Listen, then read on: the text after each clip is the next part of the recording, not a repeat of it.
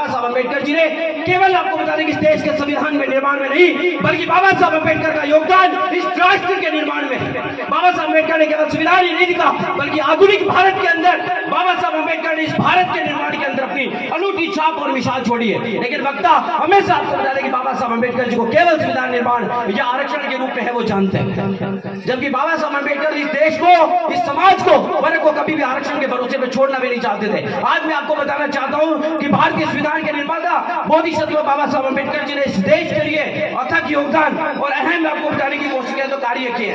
बाबा साहब अम्बेडकर जी का योगदान केवल संविधान निर्माण में नहीं था, लेकिन आपको बताने की कोशिश करें देश के अंदर मानवाधिकार जैसी चीजें भी नहीं थी। मानव को मानव नहीं समझा जाता था। वो मानवाधिकार की जो विदेशी आपको बताने की कोशिश करें तो जो देश है अमेरिका जैसे, यूनाइटेड नेशन जैसे बड़े देश है जिनके अंदर मानव को मानव समझा जाता है, अधिकार समझा जाता है, उनको वहां से अध्ययन करने के बाद इस भारत के अंदर लागू करने की उन्होंने कोशिश की और उसी का मूल ढांचा भारतीय संविधान के अंदर आर्टिकल 14 से लेकर आपको बता दें कि आर्टिकल 35 तक वो दिखाई देता है। मूल अधिकार आप लोगों को किस लिए दिए गए कि आप लोगों को इंसान से इंसान है वो समझा जाए। उस संविधान के अंदर भारतीय संविधान के निर्माता बाबा साहब अम्बेडकर जी की एक एक सोच वो नजर आती है। आपको मैं बताने की कोशिश करूं तो आपको एक चीज दिखाई होगी, आपकी जेब में अभी भी नोट होगा, आपकी जेब में नोट है और नोट के ऊपर गांधी जी की फोटो आती है। लेकिन आपको मैं बताना चाहता हूं कि भले ही नोट पर फोटो गांधी जी की आती हो, वो बैंक जिसके द्वारा ये नोट छापे जाते हैं वो सोच बाबा साहब अम्बेडकर की थी। बाबा साहब अम्बेडकर की सोच के ऊपर वो आरबीआई का आपको बताने की स्थापना हुई थी।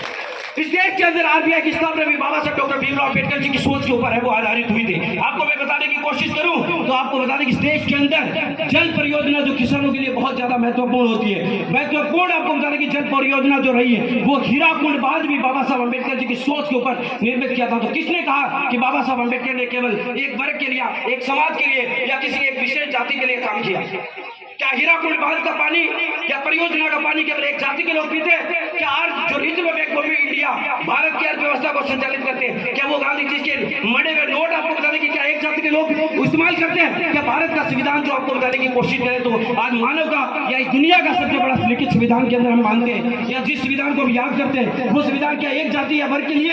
ऐसा बिल्कुल भी नहीं है। भारतीय संविधान के निर्माता बोधिसत्व बाबा साहब अम्बेडकर ने आजीवन भले ही आपको बताने की कोशिश किया तो संघर्ष किया, आजीवन उन्होंने ये दुख झेले, आजीवन तमाम चीजें उन्होंने झेली, लेकिन उसके बावजूद जब उन्हें अवसर मिला तो उन्होंने कभी भी किसी के साथ भेदभाव नहीं किया। अभी आपको बता दें कि हमारे जो बुजुर्ग जो व्यक्ति थे उन्होंने ये बात जो कह रहे थे वो बिल्कुल सही थे, भले ही उन्होंने धीरे धीरे कही कि जो लोग आज पढ़ लिख जाते हैं वो समाज के बराबर बैठने में भी कतराने लग जाते हैं। ऐसा क्यों?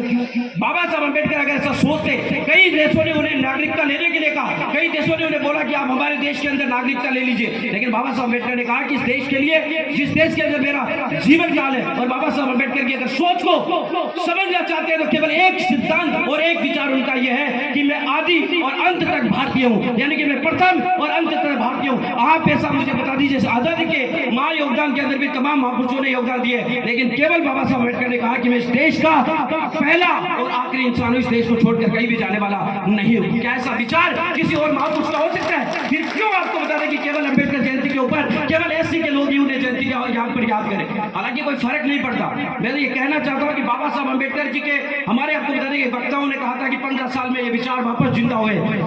ये वो लोग जिन्होंने बाबा साहब अम्बेडकर जी के विचारों को दबाने की कोशिश की, मैं तो धन्यवाद देना चाहता हूं उन लोगों को, क्योंकि उनकी दबाने की सोच की वजह से ये विचार आज उस तरीके से गूंज रहे जैसे महाराष्ट्र, यूपी जैसे राजस्थान सहित कई राज्यों के अंदर तो आप देखेंगे तो बड़े बड़े पर्व, बड़ी बड़ी जो त्योहार होते हैं वो नहीं मनाए जाते, उससे कई ज्यादा धूमधाम तक बाबा साहब अम्बेडकर जी की जयंती मनाई जाती है।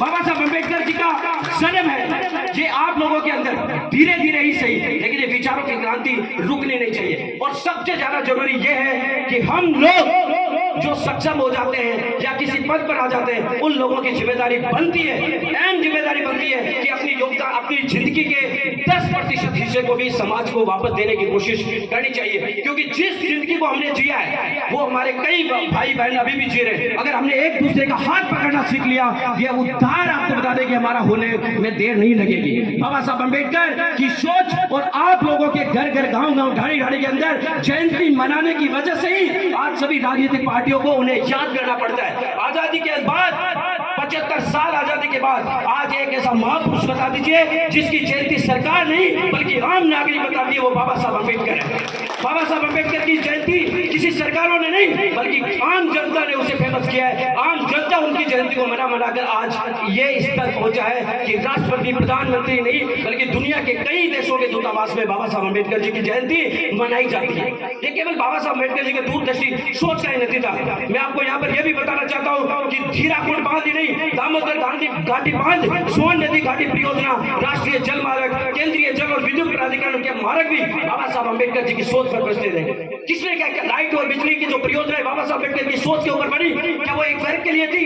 लेकिन बाबा साहब अम्बेडकर के जो विचार है उनको रोकने के लिए बाबा साहब अम्बेडकर की जो मानसिक बाबा साहब अम्बेडकर का जो परिदृश्य है उसे सीमित करने के लिए कुछ लोगों ने उन्हें यह कहना शुरू कर दिया कि ये दलितों के नेता है। ये सिर्फ और सिर्फ आपको बता देंगे सोची समझी साजिश के तहत ये सब कुछ किया जाता है। मैं दावे के साथ कह सकता हूं कि बाबा साहब अम्बेडकर जैसा राष्ट्र निर्माता मैं किसी महापुरुष को छोटा है बड़ा नहीं समझता, क्योंकि सभी का अपना अपना योगदान रहा है। लेकिन बाबा साहब अम्बेडकर जैसी दूरदृष्टि सोच, जिनके पास अपॉर्चुनिटी थी, सब कुछ था इस देश से बाहर जाने का भी, इस देश को छोड़ने का भी, लेकिन उसके बावजूद उन्होंने रास्ता नहीं चुना। उन्होंने कहा कि मैं जिस समाज के लिए, जिस वर्ग के लिए आजीवन मैंने संघर्ष किया, आज मेरे को सब कुछ प्राप्त हो चुका है, तो मैं इसको छोड़कर जाने वाला नहीं हूं। आपको मैं बताना चाहता हूं, ज्यादा समय में आपको नहीं लूंगा, क्योंकि ज्यादा मुझे भी पता है कि आजकल भाषण किसको सुनना पसंद है, भले ही मैं कितना ही अच्छा बोलूं, लेकिन कुछ देर बाद लोगों को यह लगने लग जाता है कि ये सिर्फ और सिर्फ बात है। मैं आपको यह भी बताना चाहता हूं कि निर्वाचन आयोग की सोच भी बाबा साहब डॉक्टर भीमराव अम्बेडकर जी की सोच के ऊपर निर्धारित थी। योजना आयोग, वित्त आयोग, महिला पुरुष के लिए समान नागरिकता संहिता, राज्य पुनर्गठन, राज्य के नीति निर्देशक तत्व, मौलिक अधिकार, मानवाधिकार, निर्वाचन आयोग, सामाजिक, आर्थिक और शैक्षणिक विदेश नीति जैसे कई महत्वपूर्ण प्रावधानों के अंदर डॉक्टर बाबा साहब अम्बेडकर जी का बहुत योगदान रहा था। आज यहाँ पर विद्यार्थी और विद्यार्थियों का सम्मान किया जा रहा है। मैं आप लोगों से एक चीज कहना चाहता हूँ कि अगर बच्चों जिंदगी के अंदर किसी महापुरुष को आदर्श बनाना है, शिक्षा के अंदर आदर्श किसी महापुरुष को बनाना है, तो बाबा साहब अम्बेडकर से महत्वपूर्ण या बाबा साहब अम्बेडकर जी से बड़ा कोई महापुरुष हो ही नहीं सकता। कि एकमात्र आज बच्चे को जब स्कूल भेजते हैं, जब नर्सरी में बच्चे को स्कूल भेजना शुरू करते हैं, तो वो स्कूल जाने के लिए रोता है कि मैं स्कूल नहीं जाऊंगा, लेकिन वो एकमात्र इस देश का बच्चा था जो स्कूल जाने के लिए रो रहा था कि मैं स्कूल जाऊंगा। वो बाबा साहब अम्बेडकर थे जिन्होंने कहा था कि मैं स्कूल जाने के लिए जाता हूं।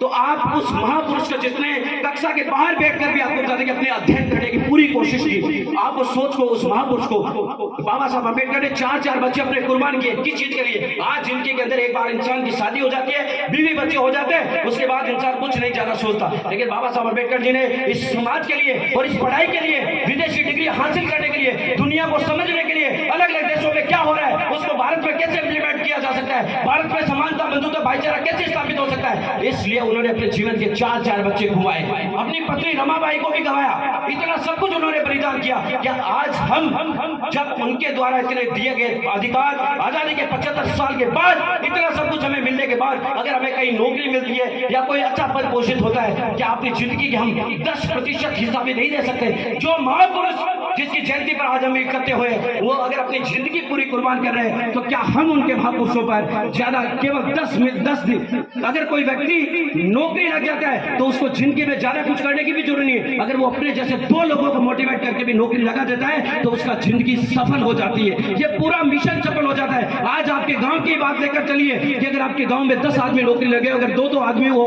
हैंडल करते हैं कि हम इनको बच्चों को नौकरी लगाने की अपनी तरफ से कोशिश करेंगे, भविष्य क्या होगा? तो एकदम से आपके गांव के अंदर कब पूरा गांव शिक्षित और आपका पूरा गांव नौकरी या किसी रोजगार के चलते। मैं तो आपसे यह भी कहना चाहता हूं कि आप कभी भी सरकारी नौकरी के पीछे भागना है वो बंद कर दीजिए, अब भागना बंद कर दीजिए, क्योंकि सरकारों के द्वारा जिस तरीके की पॉलिसी और नीति अपनाई जा रही है, उसके बाद ये आगे आने वाले वक्तों के अंदर ना तो नौकरियां बचेगी ना रिजर्वेशन बचेगा। इसलिए ये टेक्नोलॉजी का युग है। बाबा साहब अम्बेडकर जी को जो वैचारिक क्रांति थी उसे AI टेक्नोलॉजी से जोड़िए, वैज्ञानिक युग से जोड़िए और आज के विचारों से जोड़कर उस आधुनिक भारत के निर्माण के अंदर अपना योगदान देने के लिए हर क्षेत्र के अंदर, चाहे कला हो, साहित्य हो, चाहे किसी और विभाग व्यवसायिक क्षेत्र हो, सब में जाने का प्रयास करें। कभी ये मत सोचे कि केवल मुझे तो पढ़ लिख कर इंजीनियर बनना है। सब पढ़ लिख कर अगर इंजीनियर बनेंगे तो बाकी उद्योगों के क्षेत्र में कौन जाएगा? हमें आपको बता दें कि जो हक अधिकार नौकरी के अंदर 16%, 17%, SC को ST को आपको बता दें कि मिलाकर जो 48% रिजर्वेशन मिलता है, इसके बाहर भी आपको बता दें कि सोचने की जरूरत है। केवल आपको बता दें कि रिजर्वेशन के बलबूते ही नहीं, बल्कि हमें आपको बता दें कि राष्ट्र राष्ट्र निर्माण में योगदान के लिए, क्योंकि हम उस महामानव के बच्चे हैं, उस महामानव के आपको बता दें कि बच्चे हैं जिन्होंने इस देश का निर्माण किया, इस देश का भारत रत्न किया, इस राष्ट्र को निर्माण में उन्होंने किया। क्या हम आपको बता दें कि इस निर्माण में योगदान नहीं दे सकते? कला साहित्य और हर क्षेत्र के अंदर जाने का पूरा प्रयास करें।